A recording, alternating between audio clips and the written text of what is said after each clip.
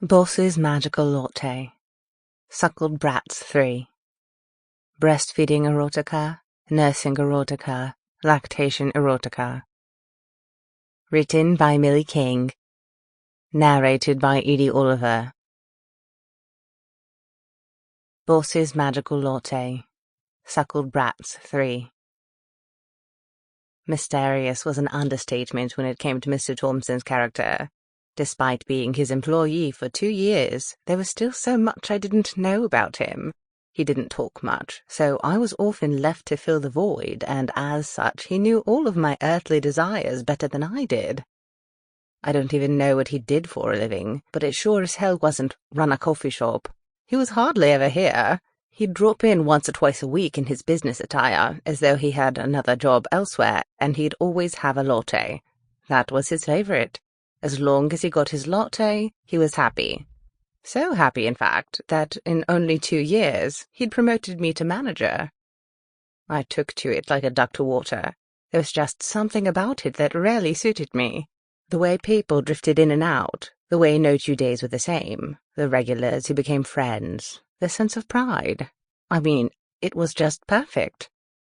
And at the end of every week, Mr. Thompson would turn up for a latte. It was on the house, of course. We'd sit and talk, or rather, I'd talk, about anything that came up, and he'd sit there looking amazing.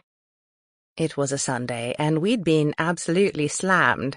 I think there was some kind of concert in the town centre, and the football absolutely killed us. I hadn't planned for it at all.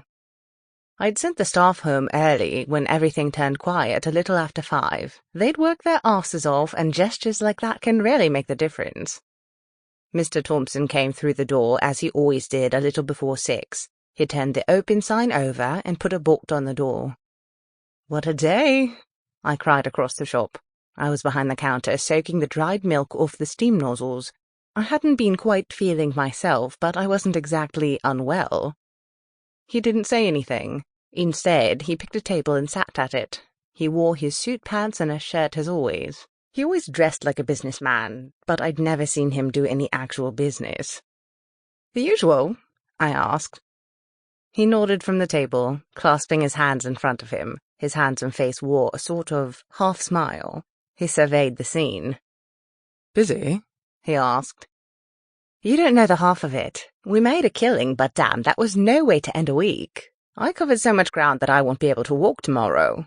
How about you?" He tilted his head quickly and let out a small hum. I took it to mean so-so. I set the shot of espresso going and reached down to the fridges beneath the counter. My hand went mechanically to where the carton of milk should have been, but instead I gripped thin air. I bent to the floor and looked inside, but there was nothing. The next fridge was just as empty, and so was the third. "Shoot!" I cried, standing up. With my hands on my hips, I looked across to Mr. Thompson. He turned his head and raised an eyebrow. "We're out of milk," I told him. His nostrils flared and his eyes widened. "Sorry, Mr. Thompson." "The coffee shop has run out of milk." "It's been so busy. We get another delivery tomorrow." I pulled at my shirt as I felt a strange tingling in my chest. "And now?" I shrugged and made a face. "Sorry, I don't know what to tell you." "I didn't make you manager so you could do a bad job of it, Angela." I held my tongue. I had so much to say, but I knew better than to talk back. I felt another strange sensation on my breast and shuffled uncomfortably. "Everything okay?" he asked. It's nothing." I felt a sudden rush of something inside me. Mr. Thompson held my gaze as the bizarre sensation consumed me. It felt like my chest was going to explode. I reached out a hand and put it to the counter to steady myself. "I feel funny," I said. He was up like a shot and rushing towards me. "Angela?" Suddenly my chest turned warm.